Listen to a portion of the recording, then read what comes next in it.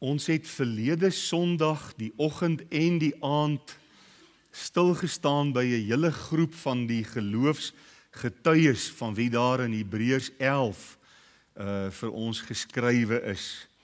En terwyl ek hierdie week stil geword het, net die oortuiging in my hart gekry, dat ons so met tyd 'n bietjie weer sal terugkeer en die res van die geloofsgetuies ook sal behandel, maar dat ons vanaand aanbeweeg na Hebreërs 12 toe. So, jy moet nie dink dat ek nou van Moses tot die einde gaan los nie. Ons gaan een of ander tyd sal ons terugkom, ek sal die Here bly soek wanneer dit moet wees en so, en dan sal ons dit verder behandel, maar ons gaan dan vanaand Hebreërs 12 vers 1 tot 4 gaan ons by stil staan. Nou in die lig van die geloofsgetuies van wie ons in Hebreërs 11 gelees het, begin hy dan hoofstuk 12 vers 1 met die woorde: Daarom dan, terwyl ons so 'n groot wolk van getuies rondom ons het, laat ons ook elke las af lê en die sonde wat ons so maklik omring, en met volharding die wedloop loop wat voor ons lê, die oog gefestig op Jesus, die leidsman en die volëinder van die geloof, wat vir die vreugde wat hom voorgehou is, die kruis verdra het, die skande verag het, en aan die regterhand van die troon van God gaan sit het.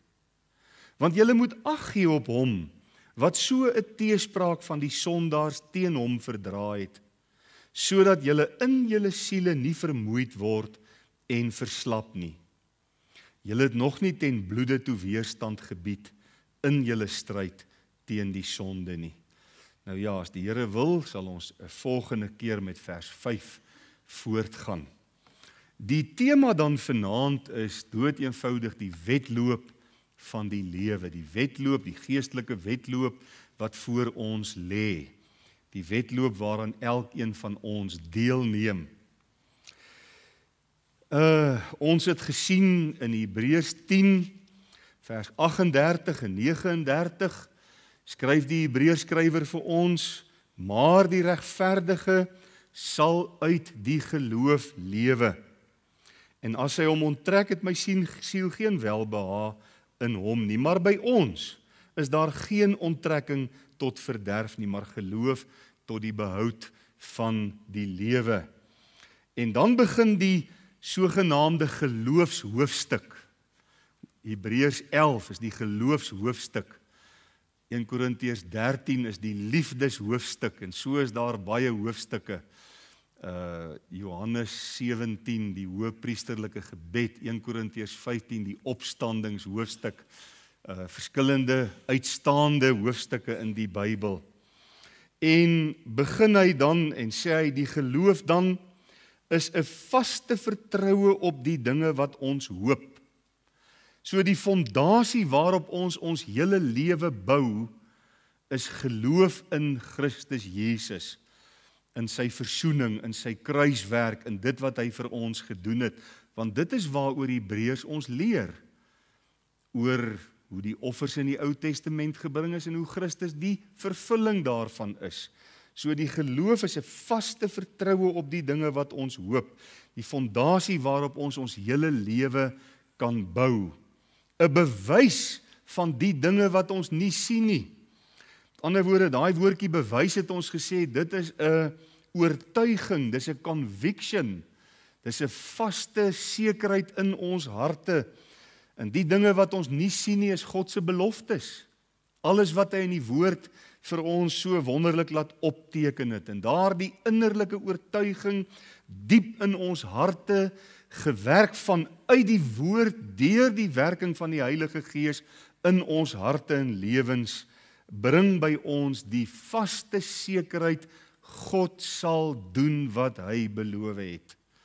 Hy is 'n waarmaker van sy woord. Hy kan nie omkeer op sy beloftes nie. As hy iets beloof, dan doen hy dit.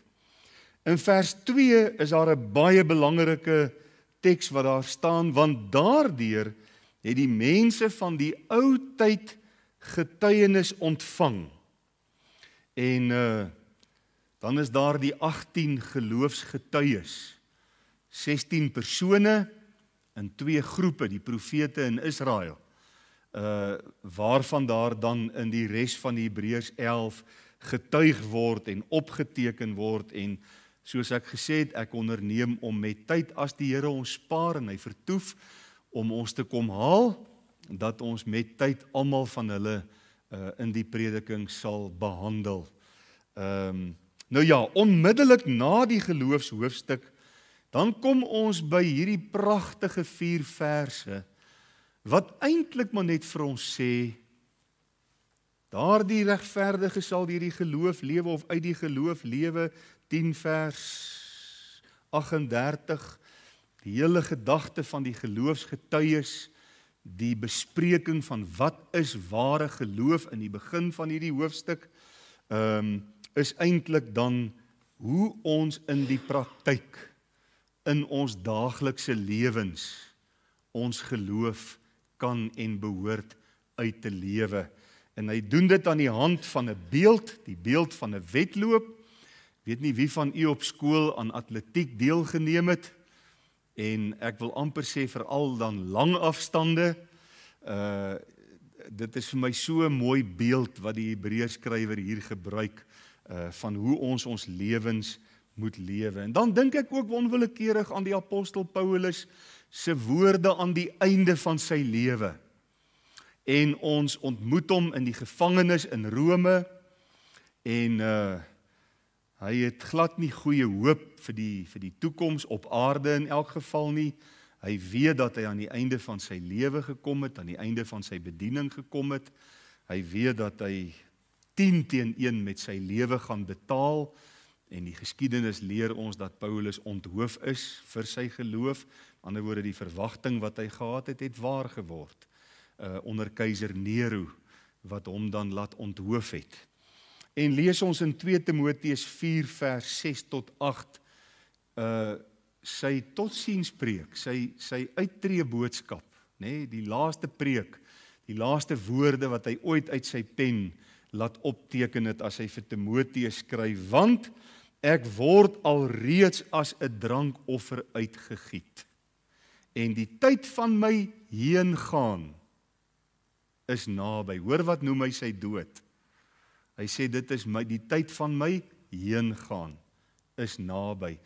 En dis dieselfde Griekse woord wat gebruik word wanneer 'n skip uit 'n hawe uit vertrek, daardie woord heen gaan.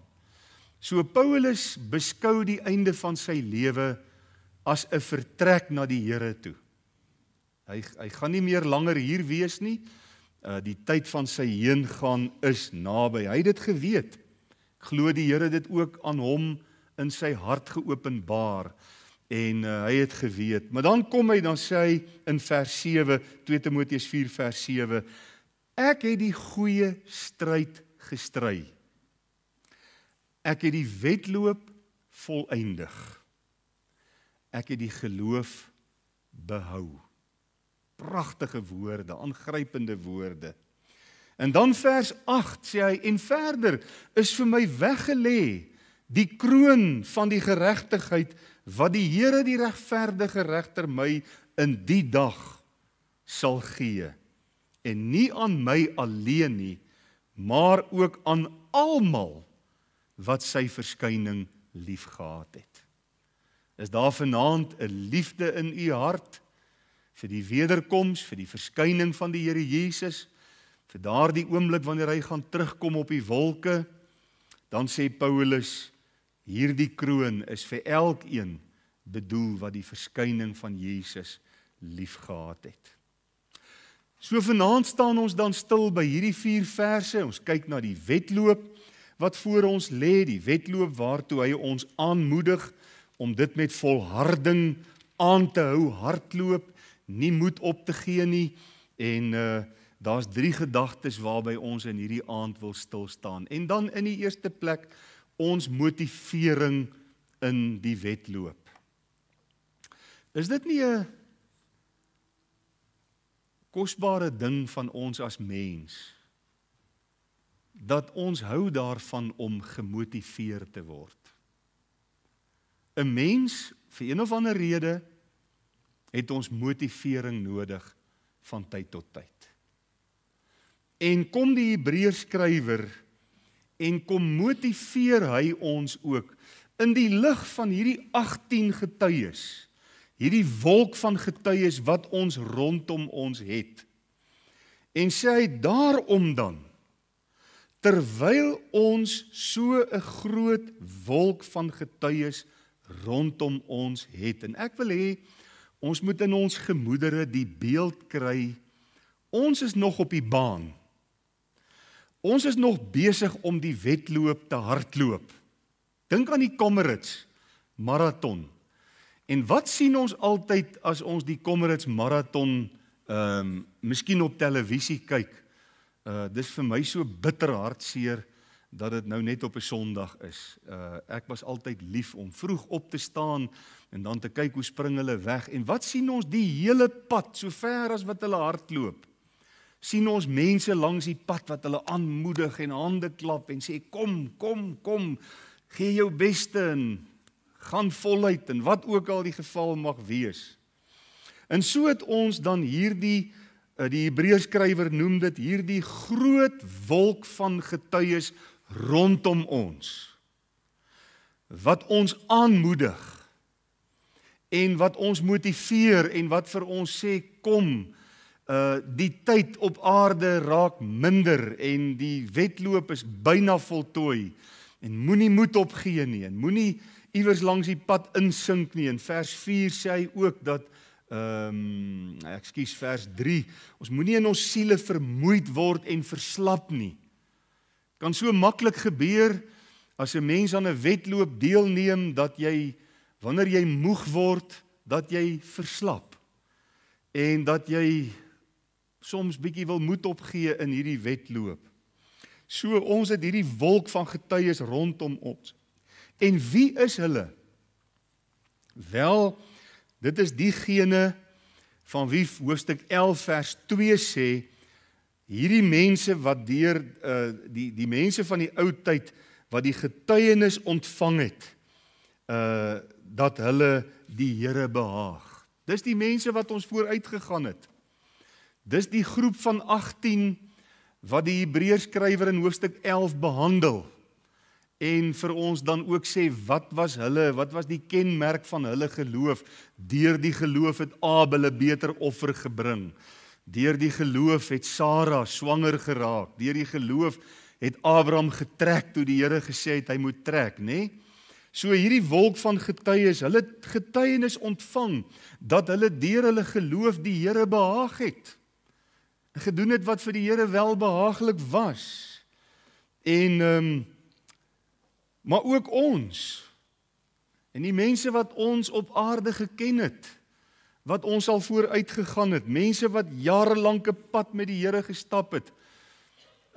U kan seker dink aan mense in u lewe, wat ook al die wedloop voltooi het, wat ook al by die Here Jesus aangesluit het, wat ook al by hom is, en wat se indruk en impak hulle getuienis op u gemaak het.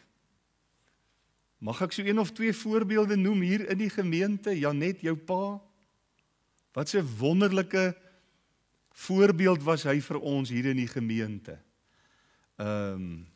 Jou moeder Karen, mense wat ons vooruit gegaan het, en vergewe nou as ek nou nie almal se name noem, van mense wat ons ken. My eie pa, daar was 'n vrou wat in die gemeente waar ek groot geword het, mevrou Besuidenhout, daarvan was Besuidenhout, haar 2 dogters was Aurora en Irene, en ek het haar naam nou vergeet, maar sy het saam met my pa gewerk by die spoorweë, en dikwels het hulle saam op die trein gery van Brakpan af Johannesburg toe, en dan het hulle nou daar saam by die spoorweë gewerk, en ek sien die vrou, na ek afgestudeer het, by die kweekskool, jare na my pa se dood.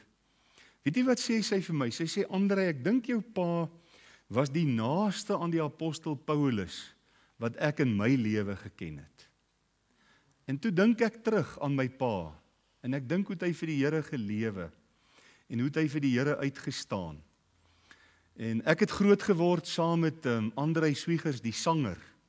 Hy is bietjie ouer as ek, maar ons was nou ook in dieselfde gemeente.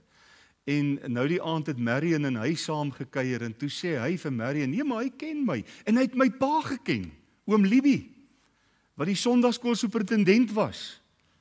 En daar's soveel mense wat sy getuienis kan onthou. So, wat het u en ek? Ons het 'n wolk van getuies. En wat ons vooruit gegaan het. Manne en vroue wat die Here Jesus lief gehad het. Manne en vroue wat vir die evangelie geleef het. En wat lewende getuies van Christus was daar waar die Here hulle geplant het. En waar die Here hulle gebruik het. En hulle is nou by hom in die hemel. Hulle het heen gegaan, soos Paulus gesê het, die tyd van my heen gaan is naby. Maar weet jy wat is wonderlik? Hulle dien steeds vandag, hulle gedagtenis, hulle nalatenskap, dit wat ons van hulle kan onthou, dien steeds vandag as 'n motivering en 'n inspirasie vir ons wat nog op hierdie aarde met die wedloop besig is. Hoe lank het u en ek nog om aan die wedloop deel te neem? Is daar iemand wat wil waag? Hoe lank het ons? Is dit geen idee nie? Ek glo dat die tyd van ons heen gaan is ook baie naby.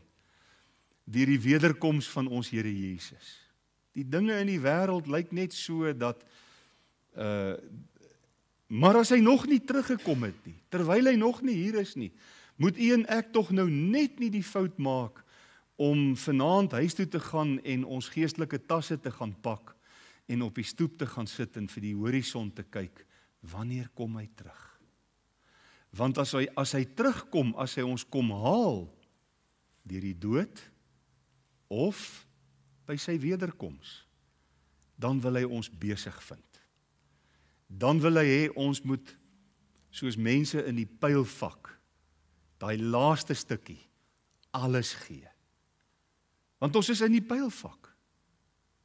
Ek is daarvan in my hart 100% oortuig. Ons het verseker nie nou net weggespring nie. Ons kan nie nou baie strategies dink en sê, o nee, ek gaan nie nou alles gee nie, want dan gaan ek nie stamina op die einde hê nie. In elk geval, die Here gaan jou die stamina gee wat jy nodig het.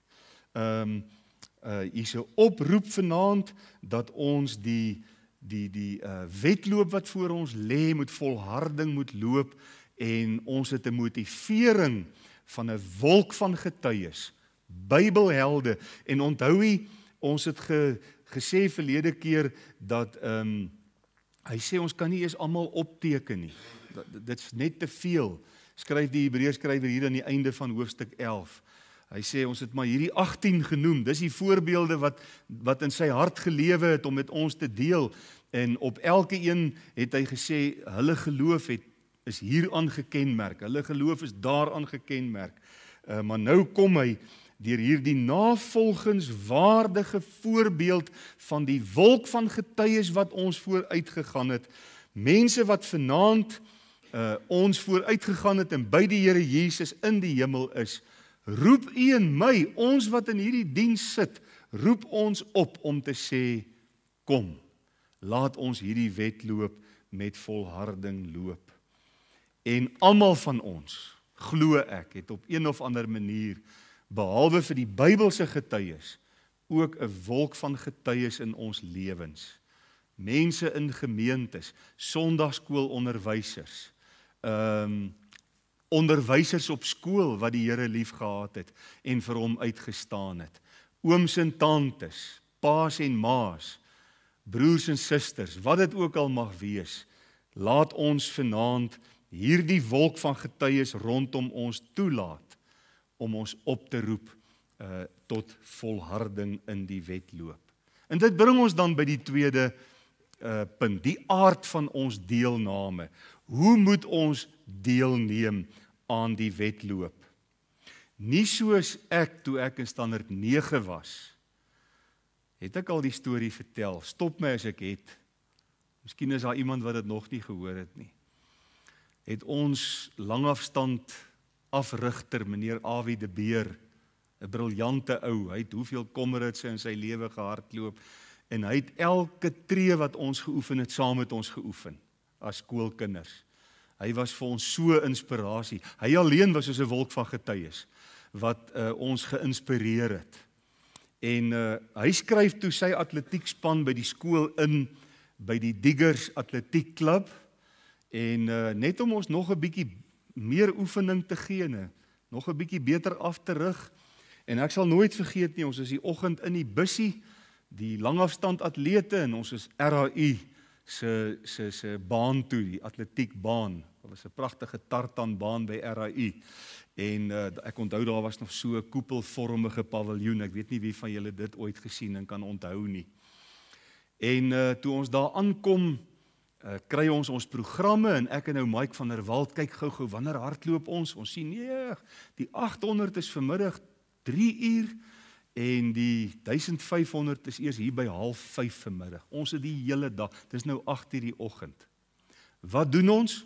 Ons glip daar uit, en agter die atletiekbaan was daar 'n Griek, wat die lekkerste fish and chips verkoop het, wat jy in jou hele lewe nog geproe het. En ons koop vir ons elkeen daar 'n lekker pak warm skyfies en 'n kwart brood, en ons gaan sit en ons eet en ons drink Coke en ons is doodtevrede. En so 10 uur toe kondig hulle aan, daar's 'n verandering in die program.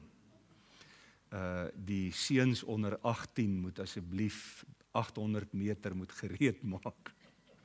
Toe weet ek en Mike, ons het nou groot moeilikheid by Awie de Beer, want hoe gaan ons nou met hierdie vol mage van ons hardloop?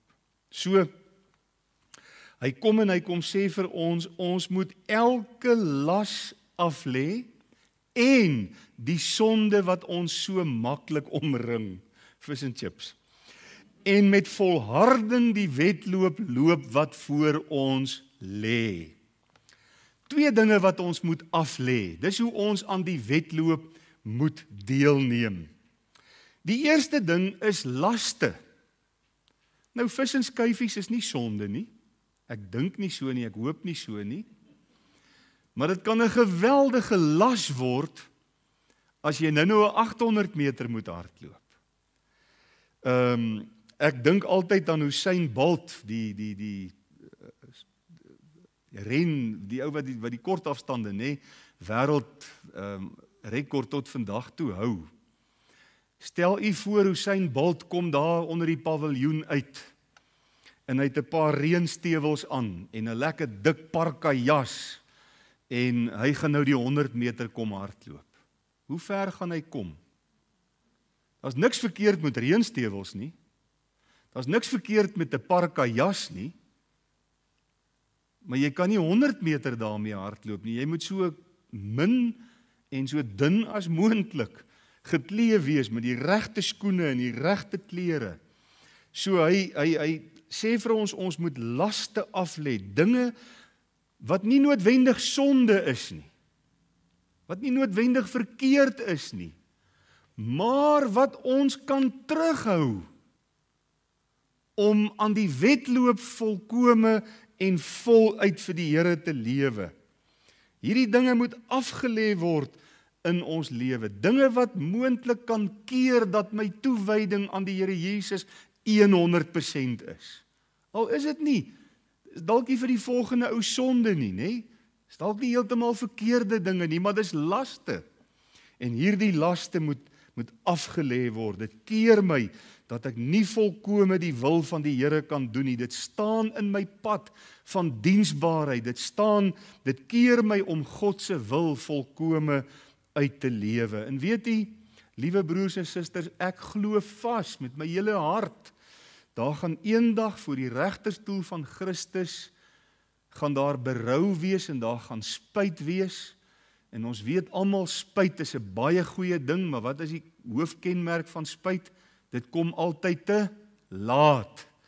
Jy moet nie by die regterstoel spyt wees oor laste in jou lewe wat jou teruggehou het om vir die Here Jesus voluit te hardloop, voluit op die renbaan deel te neem nie. Daar gaan miskien lang krokodiltrane gehuil word by die regterstoel en mense gaan sê, ag, het ek maar daai laste afgelê, soos die Hebreërskrywer my vermaan het om te doen en my aangemoedig het om te doen. Het ek maar volkome aan hierdie wedloop deelgeneem en dan sal dit natuurlik te laat wees. Maar dan die tweede ding wat hy sê, en die sonde wat ons so maklik omring. Nou ons weet wat bedoel die Hebreërskrywer. Die duiwel bring versoekings na almal toe. En hy weet presies hoe moet hy elke mens versoek. En hy probeer aanhoudend, oor en oor en oor. As hy sien, ek kom nie hier reg nie, dan sê hy môre kom hy met 'n ander hoek. En dan sit hy 'n ander stukkie kunsaas aan. En dan sleep hy dit hier voor jou verby en kyk of jy nie wil gryp en vat aan daai stukkie kunsaas wat hy by jou verby sleep nie. So daar's soveel forme van sonde, wat selfs kinders van die Here in swakheid aan kan toegee. Nou, jy moet asseblief mooi weet, versoekings as sodanig is nie sonde nie. Dit is soos 'n voël wat op iemand se kop wil nes maak. Dis nie sonde nie, maar as jy daai voël toelaat om die nes te maak, dis waar die sonde begin. So die duiwel gaan probeer, hy gaan kom met sy versoekings, hy gaan sy bose engele stuur en hy gaan hierdie kunsasies, hy sit elke dag 'n nuwe asie aan en hy sleep hom by jou verby en hy probeer kyk, kan ek jou nie net miskien van die regte pad afkry, dat jy net aan hierdie ou sondetjie toegee en dan maak hy dat hy lyk dit so onskuldig, dit lyk so pragtig, dit lyk so, dit gaan so lekker wees, nê? En vir 'n oomblik verloor 'n mens jou onderskeidingsvermoë en jy gee toe en dan lag hy, dan is hy baie gelukkig en baie tevrede. So sonde kan op soveel maniere na 'n mens toe kom. Dit kan kom in die vorm van selfsug, dat 'n mens net aan jouself dink of jouself lewe. Dit kan kom in die vorm van oortredinge en oortredinge kan op baie maniere wees. As ek weet wat reg is en ek doen verkeerd, stem jy saam, dan is dit 'n oortreding. As ek weet 'n mens moet by 'n rooi verkeerslig stop en ek ry oor daardie rooi verkeerslig, dan is dit 'n oortreding. Ek het geweet wat reg is. Ek dink net ons gaan binnekort in Suid-Afrika die ding omkeer. Ons gaan binnekort oor rooi verkeersligte ry en by groene stop. Dit lyk vir my dis waarheen ons nou op pad is hier in Suid-Afrika, veral in Atterbury-weg. Dis iets verskrikliks. Ek wil u tog maar maan, as die verkeerslig groen is, kyk baie mooi. Daar's iemand wat besig is om oor die rooi verkeerslig te ry. Dit is lyk vir my nou die nuutste mode. Verder, in ander woorde, as ek weet ek moet iets doen en ek doen dit nie, dan is dit sonde, dis 'n oortreding. Ons kan dit ook omdraai, as ek weet ek moenie iets doen nie en ek doen dit, dan is dit ook 'n oortreding. Sonde kan selfs 'n verkeerde ingesteldheid van die hart wees. As ek iets met die verkeerde motief doen, nie uit dankbaarheid en liefde vir die Here nie, maar om gesien te word of wat ook al. Ongeloof, sê die Bybel, is sonde. Want deur ongeloof maak ons eintlik die Here 'n leienaar. So het ons nou geleer wat is geloof. So sonde is 'n doelbewuste ongehoorsaamheid aan God. En ons moet alles in die stryd werp om die sonde te weerstaan. Vers 4 sê die Hebreërskrywer vir die lesers: julle het nog nie ten bloede toe weerstand gebied in julle stryd teen die sonde nie. Dis nogal 'n opmerking om te maak. Ons moet ten bloede toe weerstand bied in ons stryd teen die sonde. As daar een ding is wat 'n kind van God met passie moet haat, dan is dit sonde in watter vorm ook al. So, ons het hier die aard van ons deelname, en dit is dat ons die laste moet aflê, en ook die sonde wat ons so maklik omring. En dan bring dit ons by die derde en die laaste gedagte vir vanaand. Ons het 'n rolmodel in ons wedloop. En daardie rolmodel sê hy, die oog gefestig op Jesus. Hoeveel keer het ons al gesien dat aardse rolmodelle, mense met ander woorde, kan teleurstel? En tog het ons op aarde ook soms rolmodelle. Maar dit is vir my so belangrik wat die Hebreërskrywer hier sê. Hy sê ons moet die oog vierkantig op die Here Jesus gefokus kry. Hoekom? Waarom hy? Waarom nie die dominee nie? Want ek kan vanaand vir u sê, ek kan u maklik teleurstel, omdat ek 'n feilbare mens is. Maar hy sal u in die ewigheid nooit teleurstel nie. Daarom moet ons die oog vierkantig op hom gefestig kry. Nou wat is 'n rolmodel? 'n Rolmodel is iemand wat ons stip dophou. Ons kyk na hierdie persoon. Jong mense het rolmodelle in sport en in die vermaaklikheidswêreld en oralster het jong mense en ouer mense rolmodelle. En ek het so 'n tyd terug 'n mooi artikel in by Netwerk 24 toe ek nog daar ingeteken was, het ek 'n pragtige artikel gelees in een van die dagblaaie oor 'n rolmodel. Ek het ongelukkig nie die datum daarvan nie, maar hy sê die belang van 'n rolmodel vir 'n seun of 'n dogter is van die grootste belang. Iemand na wie hulle opkyk, iemand wat hulle kan navolg. Ek het net nou gepraat van meneer Awie de Beer, ons atletiek afrigter. Hy was vir my in elke opsig 'n rolmodel en ek dank die Here, hy het my nooit teleurgestel nie. Ek het na hom opgekyk my hele skoolloopbaan deur. Hy sê dis veral seuns wat aan die kortste end trek. Daar word beweer dat daar baie vaders is wat vandag nie meer as 10 minute per dag gehalte tyd aan die vorming van hulle seuns spandeer nie. En dit is vir my bitter hartseer as dit waar is. Dis nou maar 'n artikel wat ek aanhaal. Maar ek dink 'n pa moet alles in die stryd werp. So ek dink op toe my seun op skool was, ek het baie tyd in daai ouetjie spandeer. Nie omdat ek moes nie, omdat dit vir my verskriklik lekker was. En vandag pluk ek goeie vrugte. Ek is dankbaar. Dit is ook genade, né? Die Here se genade. Ek kan nie daarop roem dat ek is wonderlik en nou het ek en my seun 'n goeie verhouding nie. Dis God se genade. Die feit is dat alle kinders 'n rolmodel nodig het in hulle grootword jare.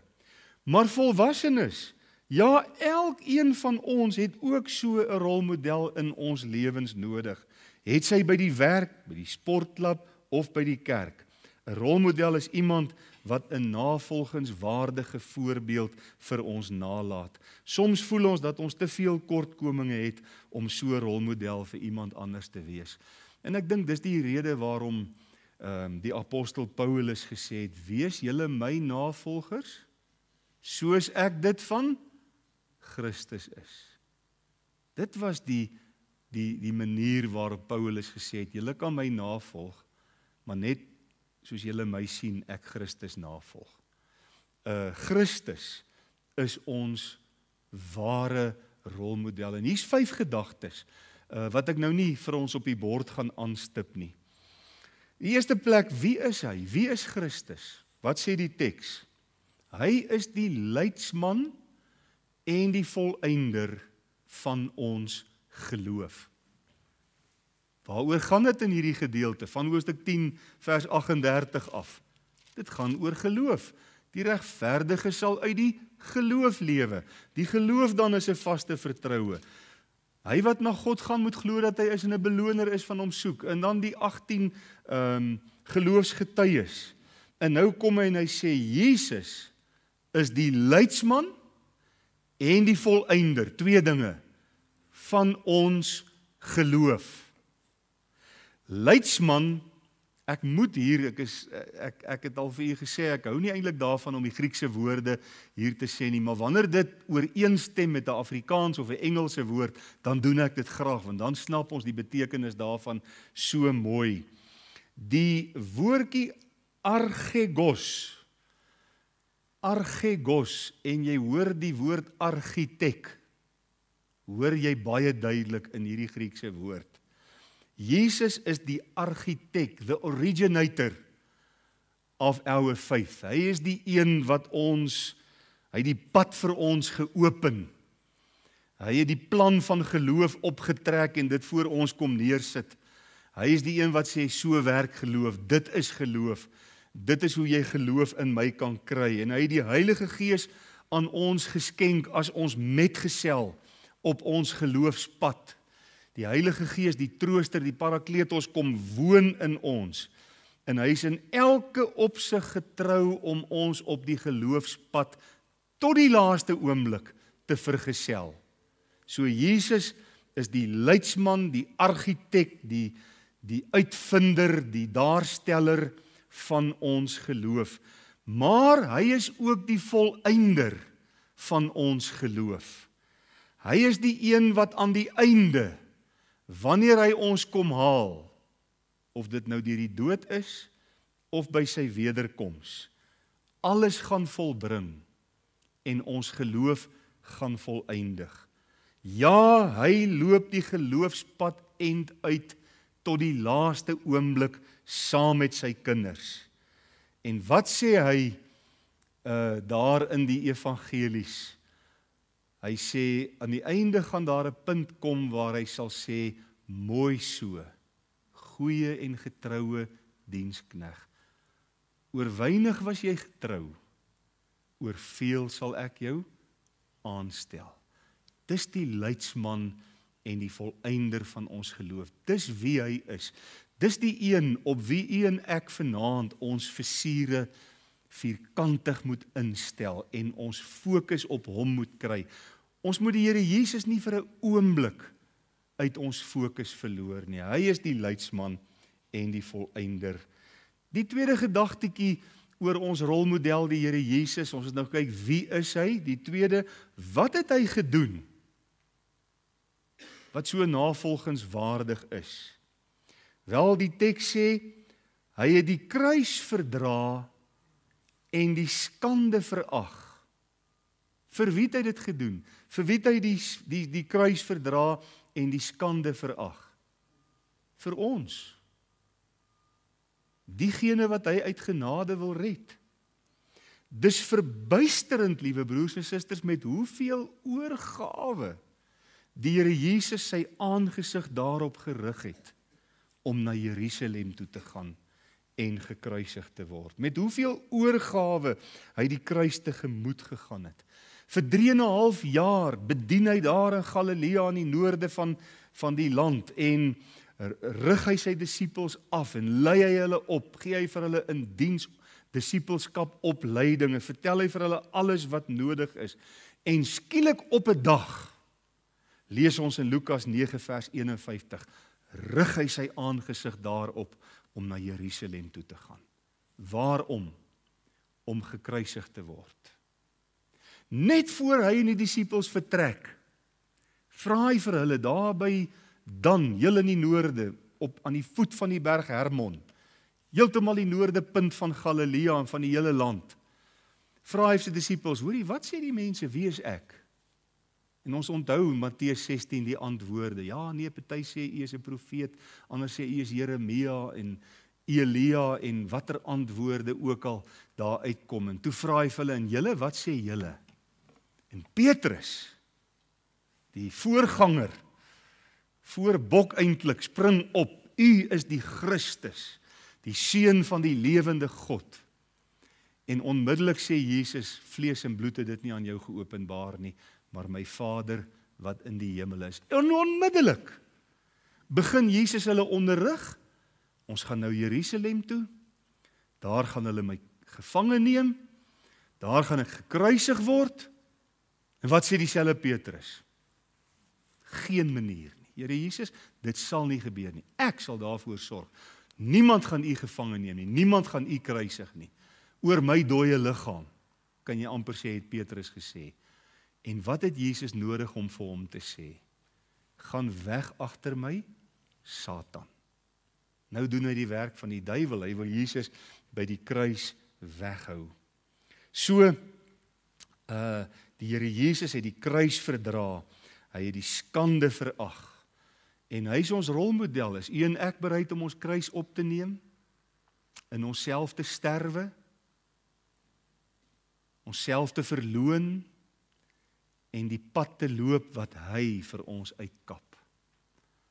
Hy is ons rolmodel in ons wedloop, en hy roep ons. So die eerste gedagtetjie was, wie was hy? Die leidsman en die volëinder. Die tweede, hy het die kruis verdra, dis wat hy gedoen het. Die derde, waarom het hy dit gedoen? Waarom het hy dit gedoen? Vir die vreugde wat hom voorgehou is, het hy die kruis verdra en die skande verag. En die vreugde wat hier ter sprake is ek van seker, is die oes wat hy sou inbring deur sy kruisdood, deur sy versoeningswerk aan die kruis. Hy het nie verniet toe hy op aarde was gesê, daar is blydskap in die hemel vir elke siel wat hom of haar tot die Here bekeer. Daardie vreugde wat hom voorgehou is die siele wat deur sy kruisdood uit genade gered sou word en uit die bose hande van Satan bevry sou word en van die mag van sonde verlos sou word. Toe Christus aan die kruis gehang het, was die gedagte van sondaars wat hy gaan vrykoop, helder in sy gemoed. Dis waaraan hy gedink het. When he was on the cross, I was on his mind, sê die Engelse lied. En dit het hom genoeg vreugde verskaf, om te sê hy gaan die pad kruis toe doelgerig aanpak, en hy gaan dit die uiterste pyn, die verskriklikste vernedering, die uiterste opperste skande, gaan hy verdra, hy gaan die verskriklikste dood sterf wat 'n mens op aarde moontlik kan sterf, die kruisdood op 'n jong ouderdom van 33 jaar, en boonop gaan hy die sonde van die mensdom op hom neem, hy die sondelose. Hoekom? Vir die vreugde wat hom voorgehou is. Die vreugde van sy hemelvaart, die vreugde van sy posisie aan die regterhand van die Vader in die majesteit, die vreugde van die groot hoëpriester vir sy kinders, dat hy vir ons redding gebring het en dat hy as hoëpriester vir ons intree. Kan u dink dat ons redding, dit wat hy vir ons gedoen het, vir hom soveel vreugde verskaf het, dat hy bereid was om hierdie prys aan die kruis vir ons te betaal. Die vierde gedagte wat die Hebreërskrywer by stil staan aangaande ons rolmodel is, waar is hy nou? En aan die regterkant van die troon van God gaan sit het. En ek het al dit behandel, waarom het hy gaan sit aan die regterkant van die troon? Omdat sy werk afgehandel is.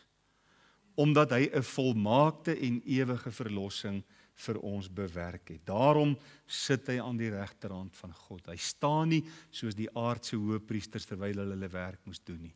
Sy werk is afgehandel. Hy die laaste woorde aan die kruis was tetelestai, dit is volbring. Die prys is volkome betaal. Soos iemand wat 'n rekening afskryf en 2 rooi strepe deur 'n rekening trek en daar sê skuld betaal, het Jesus vir ons gedoen. En dan die laaste, waarom is hy ons rolmodel? Hy sê, want julle moet ag gee op hom wat so 'n teespraak van die sondaars teen hom verdra het. So met ander woorde, kyk na Jesus, kry hom in jou fokus, vestig jou oog op hom, die leidsman, die volëinder. Hoekom?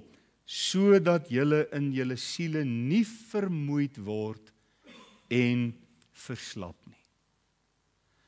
Die oomblik as 'n mens aan 'n wedloop deelneem en jy word moeg, dan verslap jy. Ek kan dit uit ervaring, die jare toe ek jonk was en aan langafstande deelgeneem het, kan ek vir die baie staaltjies vertel van daai oomblik as jou energie net skielik verdwyn en jy voel jy kan nie meer nie. Hoe verslap jy? Dan hardloop jy stadiger, jy's ongemotiveerd.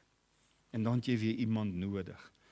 En daarom wil hierdie nie net die sonde nie, maar ook die laste wat ons soms met ons saamdra, as ook die sonde wat ons so maklik omring, die goed wil ons moeg maak.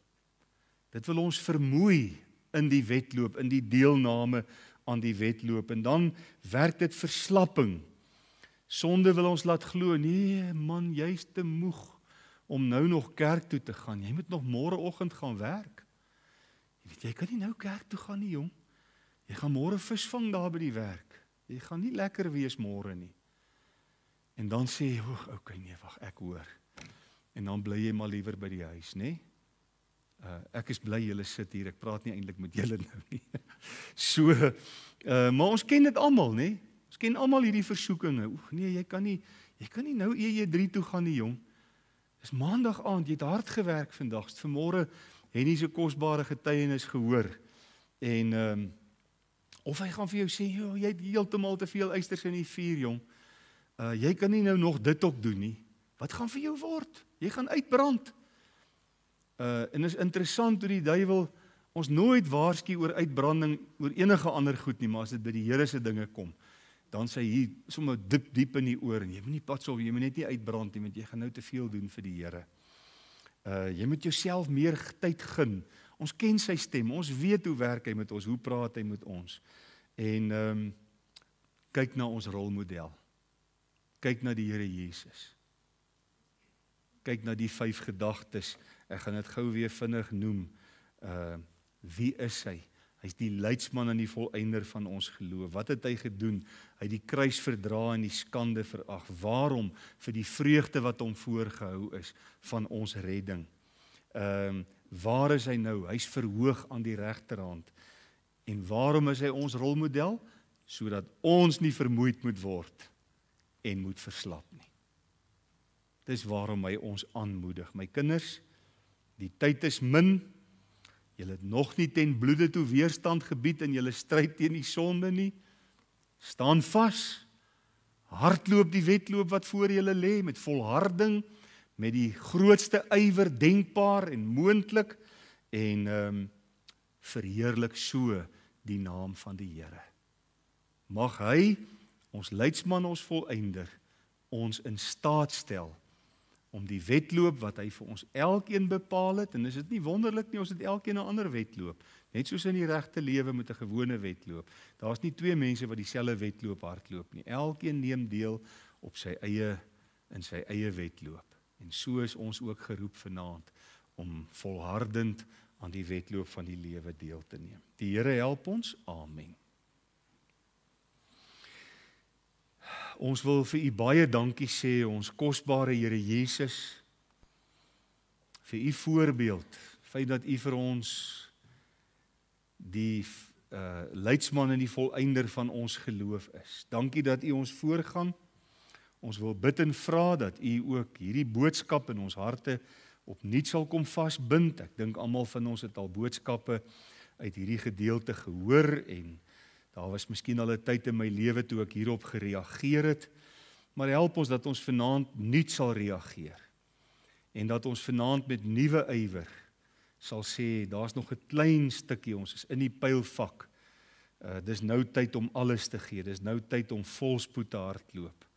Ons gaan nie nou dink hoe moeg is ons aan die einde nie, ons gaan dink aan die beloning. Ons gaan dink aan ons ontmoeting met u, wanneer u op die wolke kom om ons te kom haal.